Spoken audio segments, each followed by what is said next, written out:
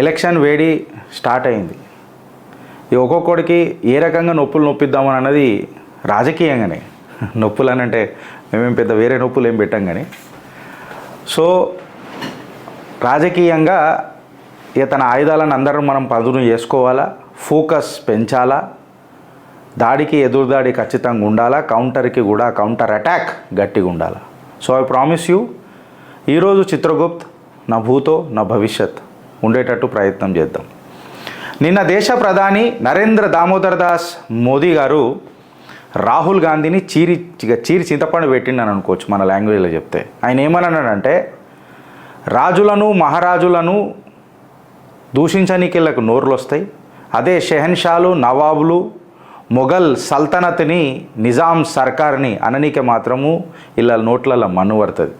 అంటే ఇంత ఘాటుగా అనకపోవచ్చు, అయినా మన చిత్రగుప్తు కాబట్టి కొంచెం తడక వేస్తుంది, పెంక మీద తడకేసే మాట్లాడతాం. ఈ మాట ఆయన ఎందుకు అన్నాడు అని అంటే, వైనాడ్కేని గెలుస్తాననుకున్న ఇవాళ రాహుల్ గాంధీ అసలు ఎట్లా గెలుస్తాడు, ఏం గెలుస్తాడు, ఆయనకు భారతీయ చరిత్ర తెలుసా అని చెప్పి మాట్లాడుకుంటా ఓటు బ్యాంకు రాజకీయాల కోసం ఎప్పుడు అపీజ్మెంట్ని ముంగట పెట్టి ఒక వర్గాన్ని వేసే ఓట్లకు, లేకపోతే ఆ ఓట్ల బిచ్చానికి దాసుడై ఇవాళ దేశ ప్రజలను పాగలు బనాస్తుంది కాంగ్రెస్ పార్టీ అని చెప్పి మాట్లాడిండు.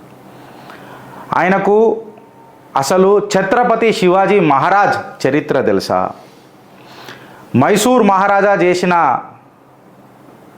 ఏవైతే సేవలు ఉన్నాయో ఆయనకి ఏమన్నా తెలుసా, అసలు మైసూర్ మహారాజు చేసిన ఏవైతే రాయల్ ఫ్యామిలీ చేసిన సేవా కార్యక్రమాలు ఏవైతే ప్రజలలో ఉన్నాయో వీళ్ళకి తెలుసా. ఎంతసేపు రాజుల మీద మహారాజుల మీదనే మాట్లాడి పూట గడుపుకునే లెక్కలు ఉంటాయి రాహుల్ గాంధీవి, కానీ షెహన్షాలని నవాబ్లని మొఘల్ సల్తనత్లని మన గుడు గోపురాలని మన ఆర్థిక వ్యవస్థని మన అంతరాత్మని మన ఆత్మ గౌరవాన్ని ఆత్మవిశ్వాసాన్ని కించపరిచిన ఆ నవాబ్లని షెహన్షాలని ఎన్నడన్నా తిట్టిండా? బనారస్ యూనివర్సిటీ మహారాజా గైక్వాడ్ ఆఫ్ బరోడా ఆయన లేకపోయినుంటే బనారస్ యూనివర్సిటీ వస్తుండేనా? ఇదే యూనివర్సిటీ ఇదే రాజు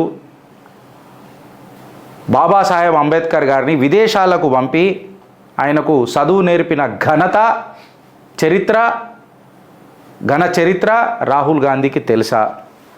ఎంతసేపు సనాతన ధర్మానికి ఎవరైతే విరుద్ధంగా ఉంటారో వాళ్ళ సంకలలో కూర్చొని రాజకీయం చేసిండు తప్ప ఎన్నడన్నా కర్ణాటక చరిత్ర తెలుసుకోనికే ప్రయత్నం చేసిండా?